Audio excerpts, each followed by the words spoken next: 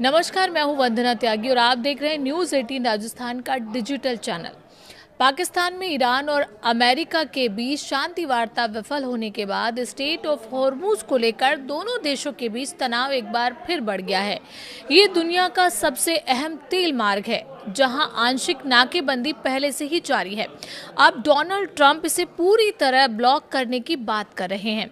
इससे वैश्विक तेल सप्लाई की कीमतों पर बड़ा असर पड़ सकता है। इसका सीधा असर भारत जैसे देशों पर पड़ेगा, जहां महंगाई और एलपीजी संकट गहरा सकता है।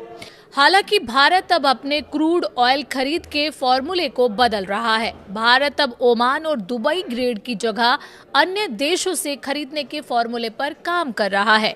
ईरान अमेरिका के बीच हाल ही में पाकिस्तान में हुई शांति वार्ता बेनतीजा रही और इसके बाद एक बार फिर तनाव बढ़ता नजर आ रहा है। इस पूरे घटनाक्रम के बीच सबसे ज्यादा चर्चा स्टेट ऑफ हॉर्मुज को लेकर हो रही है, जो दुनिया के सबसे अहम तेल मार्गों में से एक है।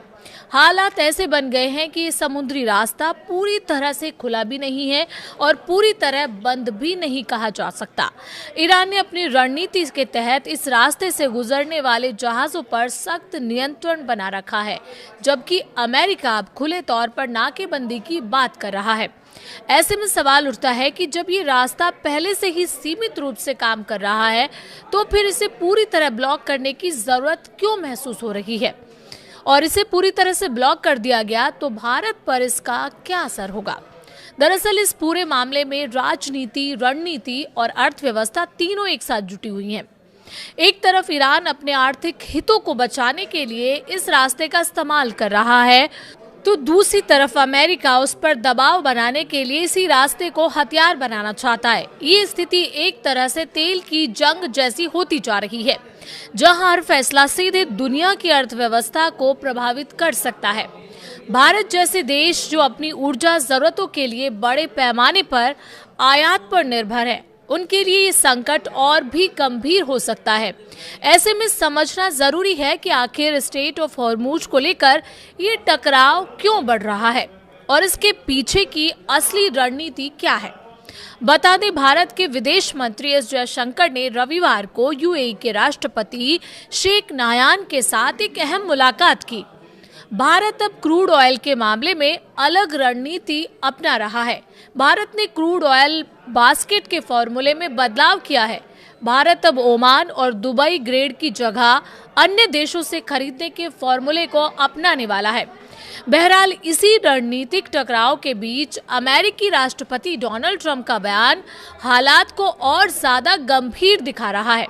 CNN की रिपोर्ट के अनुसार ट्रंप ने साफ तौर पर कहा है कि अमेरिकी नौसेना तुरंत प्रभाव से स्टेट ऑफ हॉर्मुज में आने जाने वाले सभी जहाजों की नाकेबंदी की प्रक्रिया शुरू करेगी। ट्रंप ने अपने सोशल मीडिया प्लेटफॉर्म पर लिखा कि अमेरिका इस मार्ग को पूरी तरह नियंत्रित करेगा और स्थिति ऐसी बनाई जाएगी जहां सभी जहाजों को आने जाने की अनुमति हो। लेकिन उनका आरोप है कि ईरान ऐसा नहीं होने दे रहा। ट्रंप का ये रुख साफ संकेत देता है कि अमेरिका अब इस समुद्री मार्ग को सिर्फ कूटनीतिक नहीं, बल्कि रणनीतिक दबाव के हथियार के रूप में इस्तेमाल करने के मूड में है, जिससे क्षेत्रीय तनाव और बढ़ सकता है। स्टेट ऑफ हॉर्मुज इतना महत्वपूर्ण क्यों है? दरअसल स्टेट ऑफ हॉर्मुज दुनिया का सबसे अहम तेल परिवहन मार्ग माना जाता है। ये फारस की खाड़ी को अरब सागर से जोड़ता है और इसी रास्ते से दुनिया के कुल तेल सप्लाई का करीब 20% हिस्सा गुजरता है। सऊदी अरब, इराक, यूएई और कुवैत जैसे बड़े तेल उत्पादक देशों का कच्चा तेल इसी मार्ग से अंतर्राष्ट्रीय बाजारों तक पहुंचता है। अगर इस रास्ते में कोई भी गड़बड़ी होती है तो इसका सीधा असर वैश्विक तेल कीमतों पर पड़ता है। यही वजह है कि यहाँ किसी भी तरह का तनाव पूरी दुनिया के लिए चिंता का विषय बन जाता है। क्या स्टेट ऑफ हॉर्मुज पूरी तरह बंद है? दरअसल तकनीकी रूप से देखा जाए तो ये मार्ग पूरी तरह बंद नहीं है, लेकिन ईरान ने इसे अपने नियंत्रण में ले रखा है। वो चुनिंदा जहाजों को ही गुजरने दे रहा है और इसके बदले भारी शुल्क वसूल रहा है, जो प्रति जहाज लाखों डॉलर तक हो सकता है। खास बात यह है कि ईरान अपने तेल टैंकरों को इस रास्ते से गुजरने की अनुमति दे रहा है, जिससे उसकी अर्थव्यवस्था चलती रहे। यानी एक तरह की आंशिक नाकेबंदी है, जिसे नियंत्रण ईरान के हाथ में है। डोनाल्ड ट्रंप नाकेबंदी क्यों कराना चाहते हैं? दरअसल डोनाल्ड ट्रंप की रणनीति का मकसद ईरान की आर्थिक ताकत को कमजोर करना है। अगर अमेरिका इस रास्ते को पूरी तरह ब्लॉक करता है तो ईरान का तेल निर्यात रुक जाएगा, जिससे उसकी आय पर बड़ा असर पड़ेगा। इससे ईरान की सरकार और उसकी सैन्य गतिविधियों को फंडिंग मिलना मुश्किल हो जाएगी। हालांकि ये कदम जोखिम भरा है, क्योंकि इससे वैश्विक तेल सप्लाई भी प्रभावित होगी और कीमतें तेजी से बढ़ सकती हैं। अगर नाकेबंदी होती है तो दुनिया पर क्या असर पड़ेगा, ये भी बड़ा सवाल है।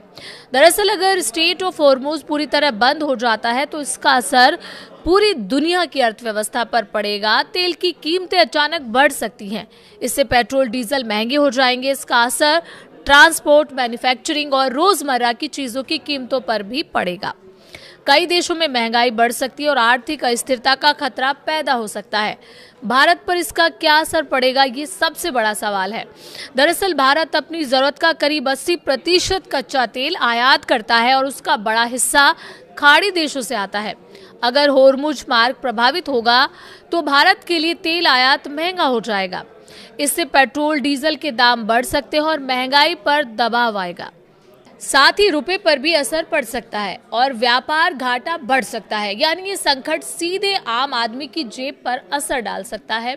हालांकि भारत अब कच्चे तेल की खरीद में नई रणनीति अपना रहा है। देश ने अपने क्रूड ऑयल बास्केट के फार्मूले में बदलाव किया है। अब ओमान और दुबई ग्रेड पर निर्भर रहने के बजाय भारत अन्य देशों से तेल खरीद के विकल्प को बढ़ाने की तैयारी में है। ईरान इस स्थिति में क्या चाहता है? ईरान चाहता है कि अमेरिका उस पर लगाए गए प्रतिबंधों को हटाए और उसके आर्थिक अधिकारों को मान्यता दे। वो इस मार्ग का इस्तेमाल एक प्रेशर टूल के रूप में कर रहा है, ताकि अंतर्राष्ट्रीय समुदाय और खासकर अमेरिका पर दबाव बनाया जा सके। ईरान का मानना है कि अगर उसके हितों को नजरअंदाज किया गया तो इस मार्ग को पूरी तरह बंद किया जा सकता है। क्या युद्ध की संभावना बढ़ रही है? तनाव जिस तरह बढ़ रहा है उससे ये आशंका जरूर है कि हालात और बिगड़ सकते हैं। अगर कूटनीतिक प्रयास विफल होते हैं तो नाकेबंदी जैसी कार्रवाई होती है तो टकराव बढ़ सकता है और फिर से मिडिल ईस्ट में जंग भड़क सकती है। आगे क्या हो सकता है, ये भी बड़ा सवाल है। आने वाले दिनों में ये देखना अहम होगा कि क्या अमेरिका और ईरान के बीच कोई समझौता हो पाता है या नहीं। अगर बातचीत का रास्ता निकलता है तो हालात सामान्य हो सकते हैं, लेकिन अगर तनाव बढ़ता है और नाकेबंदी लागू होती है तो इसका असर पूरी दुनिया पर पड़ेगा। फिलहाल स्थिति अनिश्चित बनी हुई है और हर देश इस पर नजर बनाए हुए है।